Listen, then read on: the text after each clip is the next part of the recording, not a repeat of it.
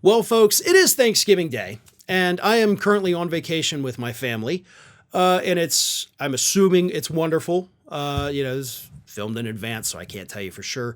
Hopefully it's going wonderful, but I posted on our YouTube community page about a week or so ago asking for questions so I could do some Q&As for the time that I'm out. And I've addressed a lot of those. I've got more coming in the coming days, along with some other news. But a lot of people, always to my surprise, want to know personal things about me. And I didn't want to devote, 8 different segments to just fun personal questions. So I decided to take as many of the personal questions as I possibly could and fit them in right here, right now for you. So this, ladies and gentlemen, is everything you never wanted to know about me, but you're going to learn it anyway. Let's start with a question from Jared Stallings 465. He says, what year did you start doing videos on here and Ring of Fire? Fair and Balanced. We started that, I think, the day of the 2020 presidential election. Maybe it was the day after. But yeah, so basically since November of 2020, it is now November 2023. We've got over 400,000 subscribers, and we've done that without any promotions. Most of this was all just kind of organic growth on YouTube, which has been phenomenal. I have not promoted it over at Ring of Fire, even though that channel has over 900,000 subscribers now.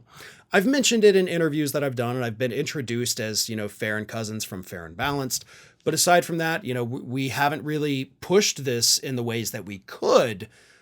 Part of it was because we really wanted to see, can we build another, just like we did with Ring of Fire, from the ground up? And we did a dang good job of that. And that's not even mostly me, by the way. That is my YouTube manager and editor, Gary Bentley. If it weren't for him, this probably wouldn't exist at all. He is the brains behind all of this.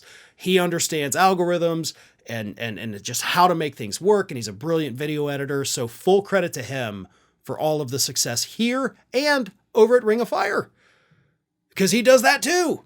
So the videos over at Ring of Fire began in May of 2004.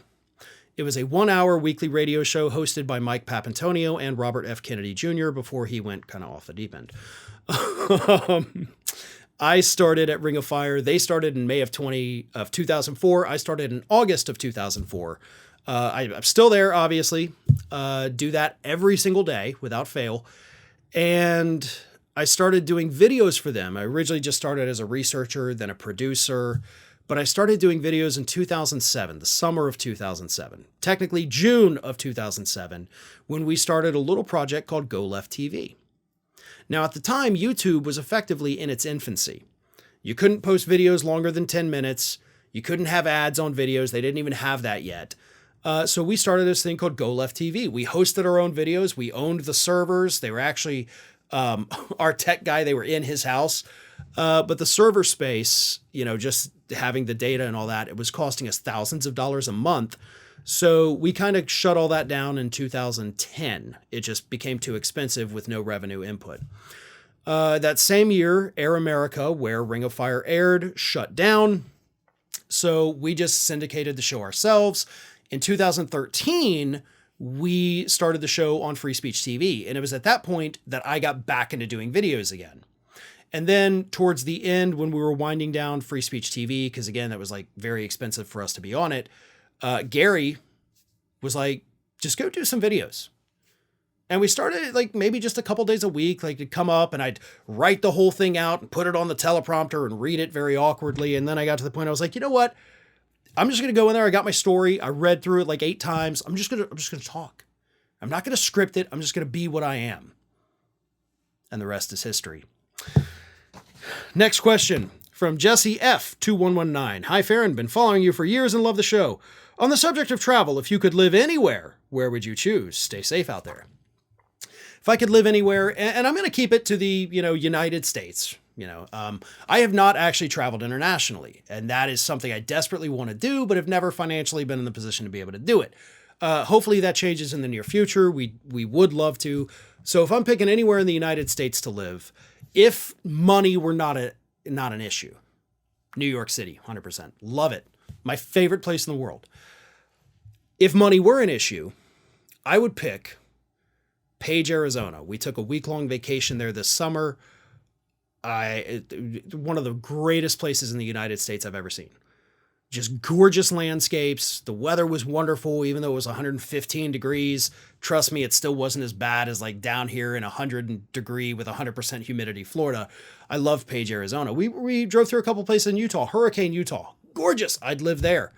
So New York, if money's not an option or an issue, if it is, I'm heading to North Arizona or Southern Utah. My wife would pick Denver, Colorado. Not that you asked. I just felt like throwing that out there. Next question is from Bonnie Agliata 4780.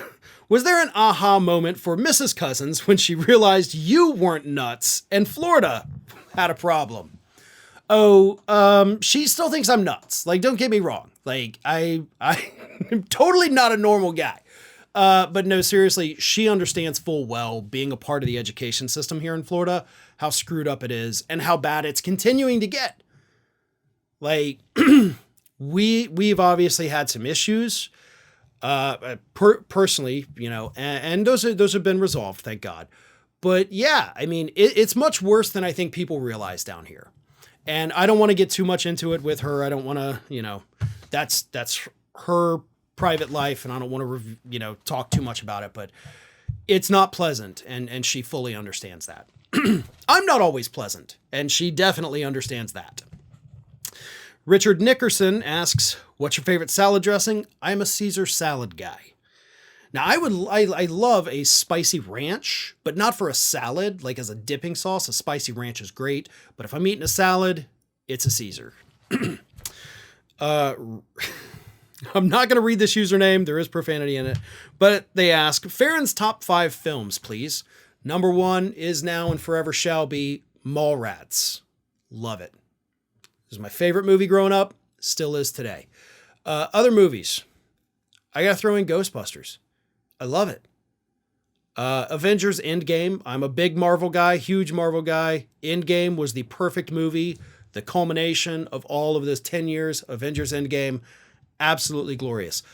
Gremlins. I know it seems weird, but I love it. And since we're now officially into the Christmas season, number 5, I'm going to have to say is Scrooged. My favorite Christmas movie of all time. But if we're not counting Christmas movies, definitely in my top 5 would also be Shawshank Redemption. Shawshank Redemption comes on TV all the time. And if I'm ever scrolling through channels and Shawshank Redemption is on, I'm watching it. Every time. It doesn't matter if I just finished watching it. If they're showing it again, I'm going to watch it again. I cannot get sick of Shawshank Redemption. It is such a good film. I love it so much. And that's probably the only like good movie. I know the rest of them are kind of, goofy, silly things, but Shawshank Redemption, the first time I saw it, which was only like 10 years ago, I was like, holy crap, that's amazing. Thank you for the question. Here's a question from Sora Roxas Xeon 13, who says, if I can't pronounce the username, just call me Zero. I think I did a decent job. Says, I would like to know if you and your family have sat down and played any video games by yourselves or as a family, and if so, what platform and kind of games do you play? I've got a PS5 that when I first got it, I downloaded Tony Hawk's Pro Skater 1 and 2, throwback to the original PlayStation days. I played that for like a year solid and love it, but I kind of fell out of that. Mostly we play Nintendo Switch. We do the Mario games. My kids love doing the Mario Party, which I'm not a fan of that one. Super Smash Brothers, like you're not going to beat me on that. Mario Kart, things like that, easy, family-friendly type things. But yes, we do that actually on a regular basis. So we're a Nintendo family around here. Andrew Wallman 304 asks, what's your favorite bad movie? A movie so stupid that you can't help but laugh along. Troll 2. And I know it's become a cult thing, but before that, I actually saw that movie when I was a little kid. It scared the crap out of me back then. But then I saw it a couple more times and I started realizing, like, this is really bad. This is so bad it's funny. And then, years later, it did develop into this cult following thing. And I was like, wow, that's kind of weird. But it's a great bad movie. Also, I used to really love before it became its own genre. The really bad, like sci-fi giant, animals that are big and attacking people that shouldn't be big and attacking people. Me and my roommates used to sit around our college days and watch those all day long. So that is pretty good. Sue Becca asks, Farron, you and I are close in age. What do you miss about the 80s, 90s, and 2000s? The music. Still listen to it all the time. But let's face it. Especially, I was born in 83, so I was coming of age in the 90s. Man, that was like the best time ever to come of age with music in the 90s and the grunge era. Freaking loved it. And then the early 2000s music, that's when I was in my college days, so you throw back a couple beers. We had some good party music. So the music is 100% what I miss the most about those times. Steve Duntman, 4044, asked the question everybody wants to know, tell about your pets, or is it just Aspen? No, it is not just Aspen. It is the dog side over here. Pepper, he is the oldest. He is some kind of lab mix rescue dog. Smartest dog you'll ever meet, to his own detriment sometimes, but Pepper is the oldest, followed by Hannah, who is an English cream golden retriever, and then Aspen, the youngest, who is also an English cream golden retriever. On the cat side, oh boy, let me start with the oldest. We have Duchess. She's pushing about 10 now. We have Trina, who is about a year and a half younger than Duchess. All rescues, by the way. We have Amber, who is a formerly feral cat that loves my daughter, so that is her cat. Amber had two sisters that we also had, Star and Hattie. They both passed away. Hattie this summer, Star passed away several years ago, so unfortunately we do not have them anymore. We also have Domino, who is a feral cat who showed up at my mom's house, decided that, hey, I want to be an indoor cat. She couldn't take him, so we did. So we got Domino. We've got little Athena. Athena is a Persian. So she is the only cat we have that was not a rescue, but we saw her actually about this time last year, and it was like, nope, we love her. She loves us. She likes to sleep on my chest and just, make her little biscuits every night, which wakes me up, but I'll tolerate it. I love her. Then, of course, the two newest ones, we have Loki and Thor, the two brothers. So that's all the pets. They're all wonderful. They're all in good health, thank God. So that's where it is. Bill Cook 4768 asks, is a hot dog a sandwich? Yes. Yes, it is. It is meat between two slices of bread. If a hot dog is not a sandwich, then a hoagie doesn't get to be called a sandwich, right?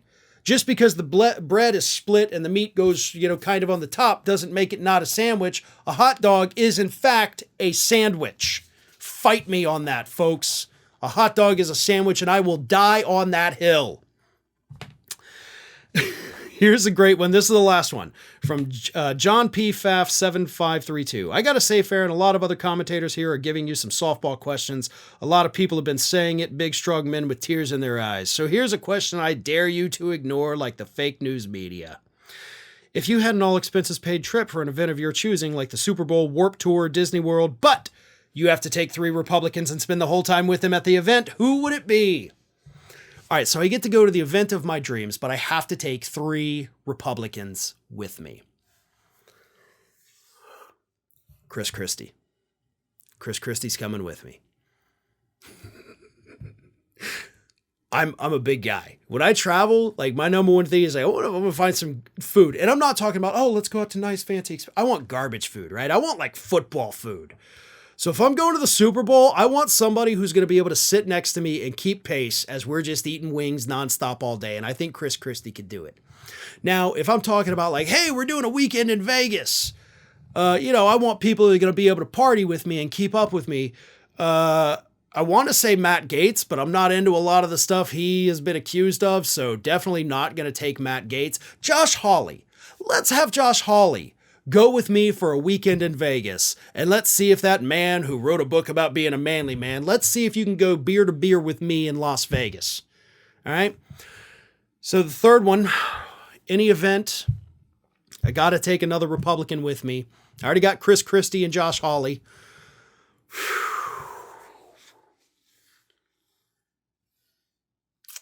God, who would the third Republican be? This is a tough one. I'm kind of leaning. Almost want to say Marjorie Taylor Greene just so I can ask her, like, what the hell is wrong with you? But I don't want to do that. Don't want to do Lauren Boebert because, you know, I don't want to get involved in any of that nonsense. So who would be a Republican that would be palatable, but also maybe fun? You know what? I got it. MyPillow CEO Mike Lindell. Come hang out, Mike Lindell. Let's talk about things. Maybe I can talk some sense into you. You know, we'll have some fun. Super Bowl, Vegas, whatever you want. You want to go to Disney World, Mike Lindell? Let's go to Disney World while we're waiting in line for, the Big Thunder Mountain. Maybe I can talk a little bit of sense into you. So there's a little bit different with him. The other two, Josh Hawley, I want to drink you under the table. Chris Christie, let's get some wings and pizza. Mike Lindell, I just want to sit down and have a chat with you, brother. Let's get this worked out. Let's try to get you fixed up here. Anyway, folks, that is it. That is it for the personal questions. I hope you enjoyed it as much as I did. Thank you so much. I hope everybody has a wonderful Thanksgiving. And if you haven't, make the most of what you got left of it. Christmas season officially starts right now. Hey everyone, this is Aspen. And did you know that for the low cost of $0 per day, you can subscribe to the Fair and Balanced YouTube channel. We also encourage you to like, comment, and share. But again, click that subscribe button and help Aspen not be so grumpy.